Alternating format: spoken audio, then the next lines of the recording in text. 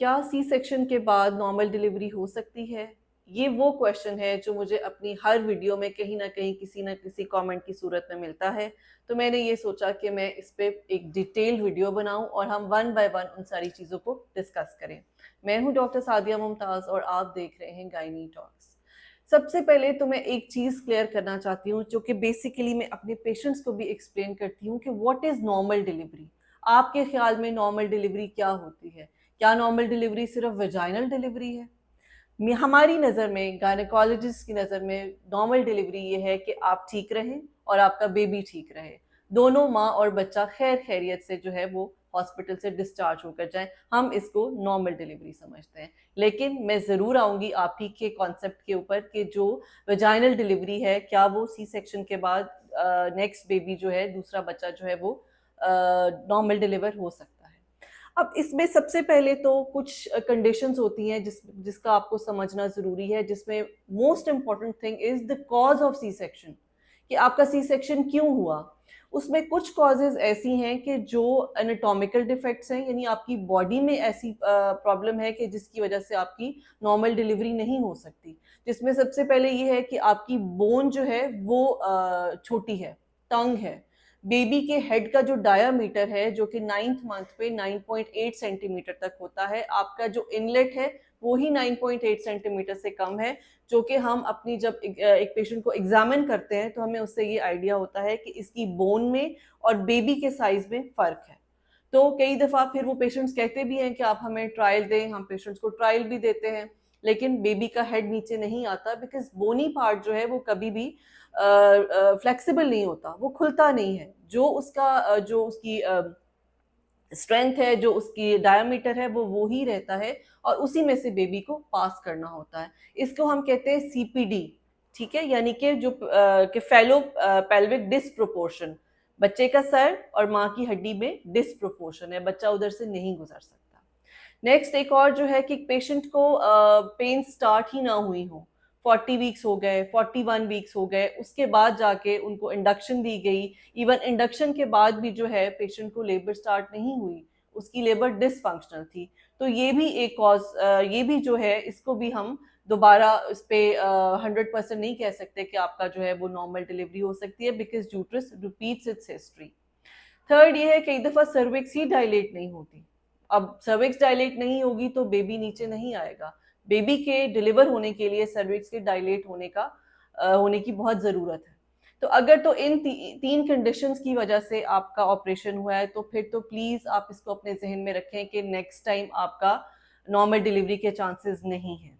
हाँ, कुछ ऐसी कंडीशंस हैं जैसे फर्स्ट टाइम में बेबी ने मोशन पास कर दिया, बच्चा उल्टा था, बेबी को डिस्ट्रेस हो गया, आंवल नीचे थी, खुदा न खासा ब्लड प्रेशर की वजह से आंवल फट गई। मतलब वो कंडीशंस, वो सिचुएशंस जो कि रिकरेंट नहीं है, जो जिनका कोई परमानेंट जो है वो परमानेंटली नहीं है, जो चेंज हो सकती हैं, तो फिर हम ज़रूर सोचते हैं। लेकिन उसमें भी एक कंडीशन क्या होती है, इंटर प्रेगनेंसी इंटरवल। मैंने ये देखा है कि 1 साल में बच्चा पैदा हुआ, अगले साल फिर प्रेगनेंसी हो गई और जो पहला बच्चा अगर सी सेक्शन की वजह से था कि जो कि नॉन कंकरेंट कॉज़ थी, लेकिन उन्होंने कहा जी पिछला हमारी कॉज़ ऐसी थी कि हमारा अभी नॉर्मल डिलीवरी हो सकती है, लेकिन उनका जो इंटरवल है, वो बहुत कम है। कई लोगों का साल से भी कम का इंटरवल होता है। तो एक तो फिर ये चीज़ ज़हन में रखें कि अगर आप चाहते हैं कि आपकी सी सेक्शन के बाद नॉर्मल डिलीवरी हो, तो आपका जो इंटरवल है दैट शुड बी 2 इयर्स। और वो 2 इयर्स भी क्या होने चाहिए कि आपका बच्चा 2 साल का हो, फिर आपको प्रेगनेंसी हो। ये नहीं कि अब आपके 9 मंथ्स कंप्लीट हो गए हैं और पिछला बच्चा अब आके 2 साल का हो रहा है, तो आप कहें जी डॉक्टर साहबा ने कहा था कि 2 साल का वक्फा होना चाहिए, अब हमारा 2 साल का वक्फा है। तो इस चीज़ को ज़हन में रखें कि अगर तो आपका प्रेगनेंसी इंटरवल 2 साल या 2 साल से ज़्यादा है, फिर 70 टू 80% चांसेस हैं कि आप नॉर्मल डिलीवर हो सकते हैं विद द कॉजेज़ जो कि नॉन रिकरेंट हैं। अब उसमें भी ये होता है कि जब आपको एक चीज़ आपने ज़हन में रखनी होती है कि जब आप हम इसको वी बैक कहते हैं, यानी जो सी सेक्शन के बाद नॉर्मल डिलीवरी होती है, vaginal birth after C section, वीबीएसी।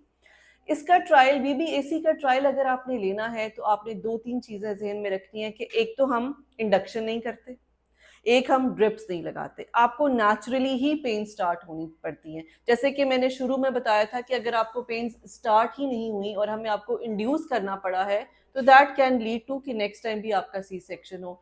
हम टाइम तक वेट करते हैं, बल्कि अगर आपका पहले सी सेक्शन हुआ है तो 38 39 से ज़्यादा फिर वेट नहीं करना चाहिए, उसकी भी अपनी कॉम्प्लिकेशंस हैं। चले हमने वेट कर लिया, फिर भी आपकी ड्यू डेट तक भी हम चले गए, लेकिन अगर आपको तब भी दर्दें नहीं लगी तो हम इंडक्शंस नहीं करते, हम नेचुरल उसका वेट करते हैं। और ड्यू डेट से आगे जाने का मतलब है कि माँ और बच्चे दोनों को नुकसान पहुंचेगा। अब ये नुकसान क्या पहुंच सकता है, इसको मैं आगे डिस्कस करूंगी।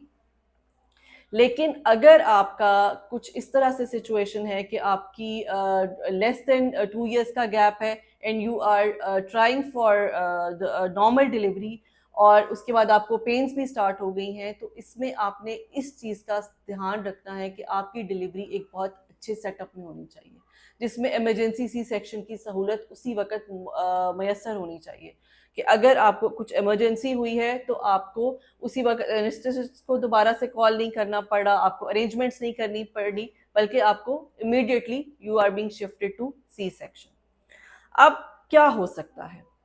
सबसे पहले तो ये है कि चांसेस ये है कि ड्यूरिंग लेबर आपका जो स्कार है, पिछला स्कार, जो कि अच्छा एक चीज और आपने ज़हन में रखनी है, वो स्किन के स्कार का उस स्कार से कोई ताल्लुक नहीं है। वो स्किन का स्कार तो एज इट इज है, वो नहीं फटता। बहुत से लोगों को ये भी मिसकंसेप्शन होती है।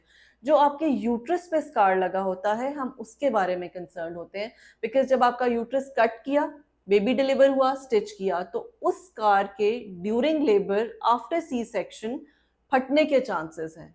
अब अगर वो स्कार फट जाता है तो वो बेबी और मदर दोनों के लिए हैजर्डस है। अब कई दफा ऐसे होता है कि आपको पता चल जाता है कि स्कार रप्चर हो रहा है या हो चुका है, लेकिन एक तो उससे ये होता है कि एक तो पेशेंट को पहले से जो दर्दें आ रही थी अचानक वो रुक जाती है। बच्चे को हम एब्डोमिनली फील कर सकते हैं उसके पार्ट्स, क्योंकि बच्चा यूट्रस से निकल के बाहर एब्डोमेन में आ जाता है, तो बेबी के जो पार्ट्स हैं, फीटल पार्ट्स हैं, हमें वो फील होना शुरू हो जाते हैं। बच्चे की हार्ट बीट ड्रॉप करने लग जाती है, या शुरू में बहुत तेज होती है, फिर ड्रॉप करती है, और सडनली जो है वो हार्ट बीट खत्म हो जाती है। और इसी तरह माँ की जो पल्स है वो आहिस्ता आहिस्ता जो है वो तेज़ होना शुरू होती है, बहुत ज़्यादा बढ़ने लग जाती है, बीपी ड्रॉप करने लग जाता है। और खुदा न खास्ता यूट्रस फटने से अगर वहाँ का कोई वेसल, स्कार फटने से कोई वेसल अगर ब्लीड करना शुरू कर दे, जो शरियाने हैं, तो माँ के पेट के अंदर ब्लड कलेक्ट हो सकता है। ये एक इतना डेंजरस प्रोसीजर है, और इसकी अगर आप प्री रेक्विजिट्स को मीट नहीं करते, तो मैं आपको भी कहूंगी और उन डॉक्टर्स को भी कहूंगी कि जो इस हेरोइक प्रोसीजर को करते हैं, कि इन सब चीज़ों का ख्याल ज़रूर रखें कि आपके पास 1-to-1 मॉनिटरिंग होनी चाहिए। And in 2% of cases 1-to-1 monitoring means कि एक बंदा, एक स्टाफ, एक डॉक्टर जो है वो through out your labour she is standing on your head, वो हर चीज़ आपकी मॉनिटर कर रही है कि जी कुछ भी होता है तो will take the patient for emergency C section. लेकिन 2% केसेस में ये भी होता है, विद 1-to-1 मॉनिटरिंग भी स्कार रप्चर हो सकता है। कई दफ़ा ये पेनलेसली होता है, कई दफ़ा पेशेंट को बहुत एक्सट्रीम पेन होती है और उसके बाद अचानक से पेन रुक जाती है। ये दो वो फैक्टर्स हैं जिसपे, दो सिचुएशंस हैं जिसपे आपको और आपके डॉक्टर को बहुत ज़्यादा अलर्ट होना पड़ता है। और थ्रू आउट जो है, हमने जो एक CTG आपने प्रोब देखा होगा जब आप लेबर में जाते हैं, जो कि बच्चे की हार्ट बीट का जो पैटर्न है उसको रिकॉर्ड कर रही होती है। अचानक उसमें वेरिएबिलिटी और चेंजेस आने लग जाते हैं, जो कि पहले बहुत हाइप में जाता है, फिर लो हो जाता है, और खुदा न खास्ता सडनली वो एब्सेंट हो जाता है। ये तो था vaginal birth after first C section, कि आप चांसेस ज़रूर ले सकते हैं, लेकिन इन सब कंडीशंस को जहन में रखते हुए और इन सब सिचुएशंस को उन जगहों पर आपने करना है जहां पर एक सेटअप मौजूद है इमरजेंसी सी सेक्शन की अवेलेबिलिटी का।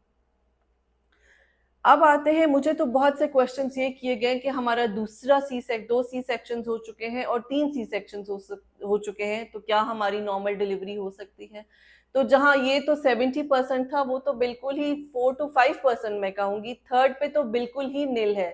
सेकंड पे सिर्फ उस सूरत में आपकी नॉर्मल डिलीवरी हो सकती है कि जबकि आप पूरी लेबर पेन्स लेके हॉस्पिटल पहुंचे हों और उस वक्त और किसी के पास चारा नहीं है, ना तो सी सेक्शन की अरेंजमेंट का सहूलत मौजूद है उस वक्त कि उसमें भी टाइम लगेगा, हेड विजिबल हो रहा है आपके इंट्राइटिस पे, सब कुछ ठीक चल रहा है, लेकिन ये सिर्फ 1% में होता है। बाकी उसमें यही होता है कि खुदा न खास्ता आपका स्कार फट सकता है और ना तो आपकी डॉक्टर इतना बड़ा रिस्क लेती हैं कि 2 सी सेक्शंस के बाद आपकी नॉर्मल डिलीवरी करें, और ना ही आपको ये रिस्क लेना चाहिए, बिकॉज जाहिर है आपके लिए अपना आप और आपके बच्चे की ज़िंदगी बहुत ज़रूरी है। एंड एज लॉन्ग एज कि आपका नंबर ऑफ सी सेक्शंस बढ़ते जाते हैं, your chances of C sections are there, normal delivery का फिर कोई चांस नहीं है। तो प्लीज़ अपना और अपने बच्चे का ख्याल रखिए, और अगर आपको आपकी डॉक्टर आपको ये बताती है कि आपकी नॉर्मल डिलीवरी नहीं हो सकती पिछले सी सेक्शन के बाद, तो उसको एडमिट कीजिए और अकॉर्डिंगली जो है अपना आगे फर्दर जो है इसको प्लान कीजिए। Thank you so much.